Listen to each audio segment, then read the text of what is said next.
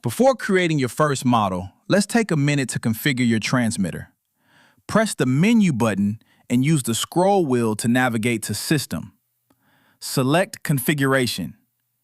Here, you can set your preferred language, enter your name, and most importantly, select your preferred flight mode. Next, set the correct date and time so your log files are recorded accurately.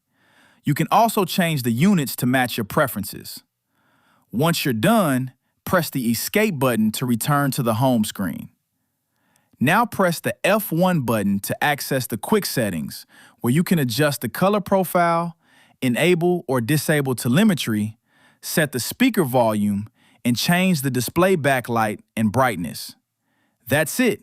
Your transmitter is now ready for creating your very first model. JETI model, built for pilots.